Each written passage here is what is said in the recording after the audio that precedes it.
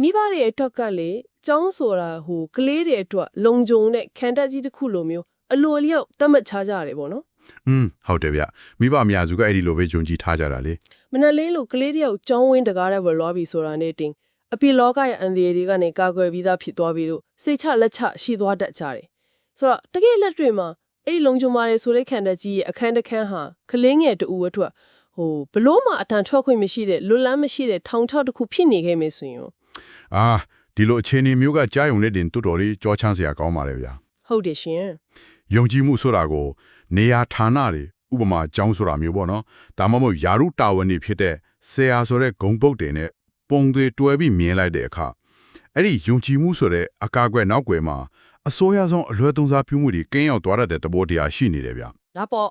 ကဲဒါကိုအသေးစိတ်ရှင်းကြည့်အောင်ဒီကနေ့ကျမတို့ရဲ့နင်းနဲ့ရှိုင်းရှိုင်းလေးလာသုံးသက်မှုမှာထိုင်းနိုင်ငံ131ရုပ်သံလိုင်းကနေမကြသေးမီကထုတ်လွှင့်သွားခဲ့တဲ့အလွန်ကိုတုံလို့ဖွယ်ကောင်းတဲ့သတင်းတစ်ပုဒ်ကိုဆွဲထုတ်ပြီးလေ့လာသွားပါမယ် ဟုတ်ကဲ့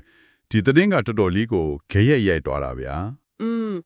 သတင်းရဲ့အဓိကအနှစ်ချုပ်ကတော့အသက်ဆက်လိမ့်နဲ့ရွယ်ကျောင်းသူလေးတအိုးကိုကိုကာရပြစင်ရကလိန်ပိုက်ဆိုင်ရအလွဲသုံးစားပြုခဲ့တဲ့ဖြစ်စဉ်ပါပဲဆိုတော့ဒီကနေ့ကျမတို့သွားမယ်လမ်းကြောင်းက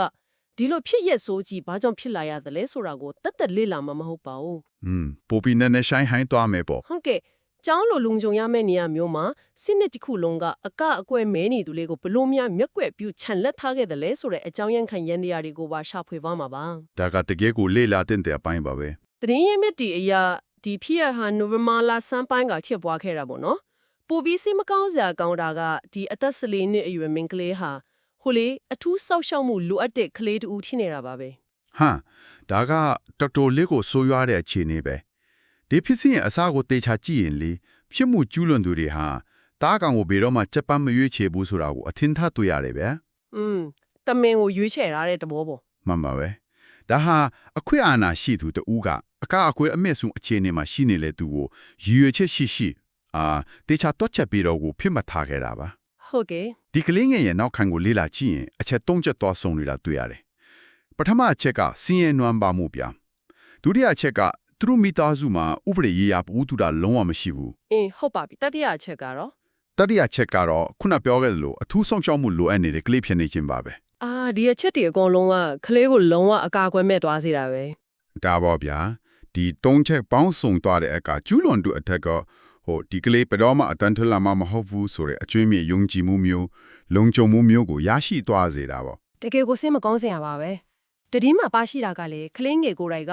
အစပိုင်းမှာကိုယ့်ရဲ့ဖခင်နဲ့မိခင်ကိုယ်တော်မပြောရဲလောက်အောင်အကြောက်တရားလွှဲမိုးနေခဲ့လေလို့ဆိုတယ်လေ အဲ့ဒါကကျူးလွန်သူဖန်တီးထားတဲ့အကြောက်တရားရဲ့အကျိုးဆက်ပဲဗျာ ဒါဝင်မြင့်လေနေပါဦးဒီနေရာမှာကျမတကယ်ကိုစဉ်းစားလို့မရတဲ့အပိုင်းတစ်ခုရှိနေတယ် ဘယ်အပိုင်းများလဲဗျာ ကျူးလွန်တဲ့နေရာကဆရာများနားနေခံလို့ဖော်ပြထားတယ်လေကျောင်းဆိုတာလူသွားလူလာများတဲ့နေရာဗျာအထူးသဖြင့်ဆရာများနားနေခံဆိုတာဆရာမတွေအမြဲတမ်းဝင်ထွက်သွားလာနေတဲ့အများပြည်သူနဲ့သက်ဆိုင်တဲ့နေရာမျိုးလို့ပြောလို့ရတယ်လေ